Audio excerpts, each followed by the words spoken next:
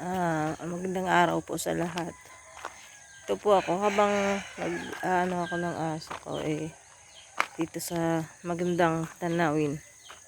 Tabi ng ilog, tabi ng mga farms. Dati ay palayan dyan, ngayon baka mais. So napapansin ko guys na ang dating magandang ilog ngayon sobrang dumi. Ang daming basura. Yan naman guys.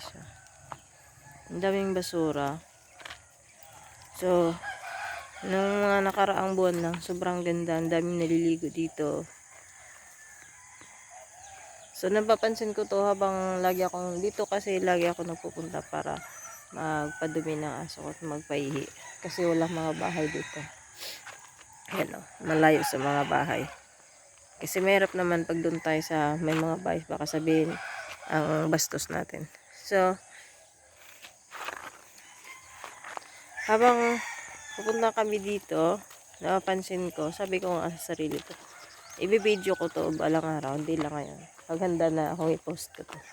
So, ngayon, itong nadidismay ako kasi ang daming diapers, guys. Alam naman natin kung gaano kadumi yung diapers. So, kawawa naman yung mga isda dyan. Ang daming tilapia kaya dyan. Oh. Tingnan natin kung gaano kadumi na yung ilog.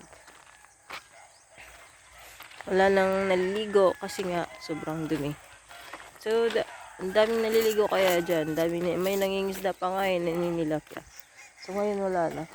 So, kung makikita kasi natin dito, ang ganda-ganda ng view. Yan o. Yan ay may mga tanim na kalabasa, hindi pa umusbong kasi bago lang. So, ito yung ilog sa tabi. Dito kami laging, minsan dito ako nagja-jogging. Yan. Sobrang ganda ng view sana. Makikita naman natin ang ganda ng view. Kaso nga lang, ngayon, ayan, ang daming basura, nakakadismaya guys. So, sana wag natin tularan yung mga tao nagtatapon ng basura sa ilog. Kasi may mga tamang basurahan naman talaga Kung tinamad magtapon ng basura, may nangungulikta ng basura, wag naman lang sanang itapon sa ilog. Kasi hindi lang tao ang may mga buhay din diyan. So yan lang guys, sana ay mapansin to. Sana ay maraming mag-share nito at pagkuhaan ng aral. So maraming salamat. Hindi po ako humahakot ng views o anuman. Ang akin lang ay concern sa ilog. Kasi bigayan ng may kapal sa atin. Yan.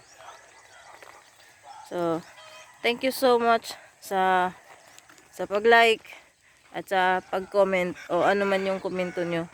At sana may share natin. Yan lang yung aking pakiusap. Sana mabigyan ng pansin. Thank you so much po guys.